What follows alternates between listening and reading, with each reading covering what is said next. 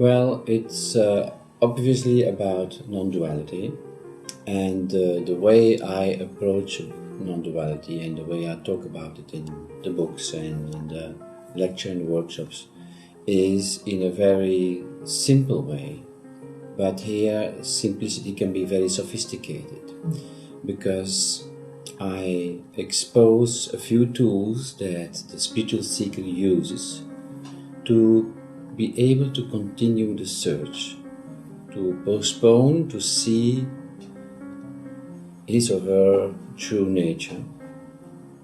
And these three tools are, the first one being identification, which means that you say there is me here and the others over there.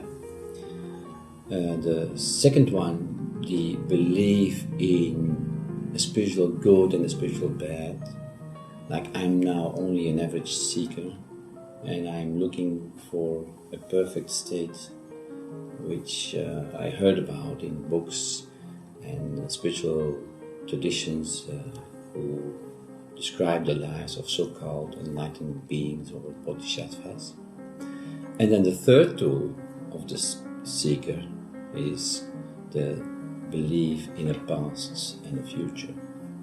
And that belief in the past and the future lets the seeker continue to postpone its true nature into the future, to project it into a future, and postpone the discovery of the true nature.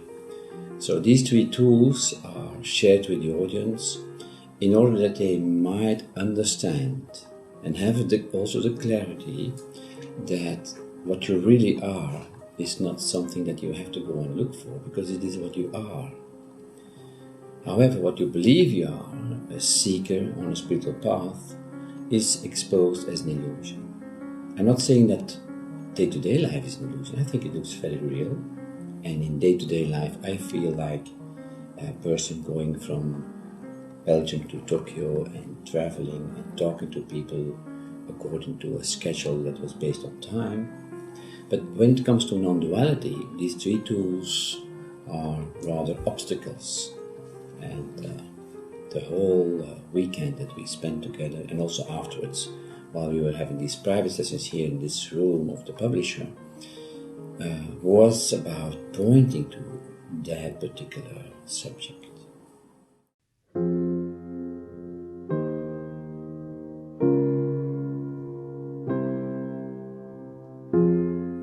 Well, this is also very popular in certain spiritual schools, or what some teachers share, is that we have to learn to live in the now, because the now is supposed to be something powerful that can open things and bring us to another dimension. I'm not ignoring it, but I would say let's first see if we can find any sort of now. Where is the present moment? Before you even think about it, it's already gone. Mm-hmm. And for me, past and future are very practical again for day-to-day life. Mm-hmm. But even when I think about last year or I think about tomorrow, these thoughts will always be in the present moment, if you like. And trying to live in the now would again be a tool of the ego to have something new to do. But you are already living in the now. And the additional problem is that that person that should be doing this cannot be found.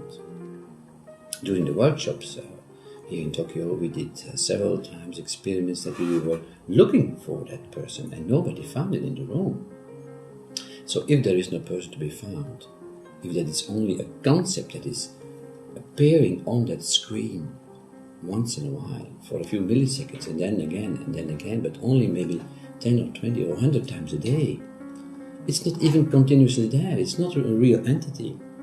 It's a concept. It's like a small little program.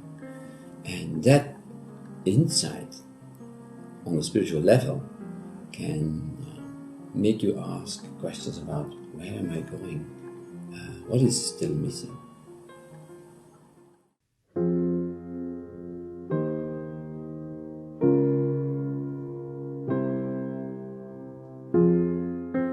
Well, first of all, I must say it's a bit dangerous to say that there is no bad and no good, because then people panic and say, yes, but what about the world? What about the thieves and the murderers and so forth? So I would say for the rules of society, it's very practical to keep on thinking in terms of good and bad. Like, you know that you have to stop for red and you have to go on for green. That's very practical, and I'm not against that at all. But when it comes to the spiritual seeker who wants to know, why are we here? Where are we coming from? What is a human being? Who am I? What is the nature of consciousness? What is the source of everything? What is infinity? And what is my position towards that? In that particular setting, on a religious basis, I would not talk about good and bad. I would not say that there's heaven and hell. I would not put a so-called enlightened master higher than the other people. So it's not only about good and bad, but also about gradation, about levels. The seeker considers himself or herself as a normal level or even a low level, and wants to have the same level of consciousness as that bodhisattva or enlightened master, whatever you call it. And I am just saying we're all on the same level. There is this ocean where we all have these waves, and we are all waves, and as a wave we look separate, we look different, but as an ocean we are one, and that ocean is always horizontal. It's not like we are here and the enlightened masters are over there.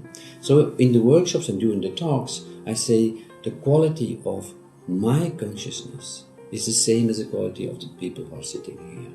There is no sort of gradation between, there is no difference between us. So I'm not looking down on them, and I don't want them to look up to me, because I don't want to play the role of a guru who is supposed to be better than the others and take them by the hand and lead them to heaven. That is absolutely not my intention. Quite the contrary, people expect it from me and they project it on me because I wrote these books, but I'm as ordinary as anyone else. So what can happen is that people who are sitting in the room receive some clarity about the subject, some basic understanding. And when that is combined with some sort of a glimpse or some sort of a experience of that which cannot be experienced, then that can be, let's say, a introduction in ending the spiritual search. But not that you say, now I'm going to stop this searching because I have found all the answers. No, because there are no more answers appearing. And we had it several times during the individual sessions here that people said, yes, I'm running out of questions, or I'm confused, the mind is confused.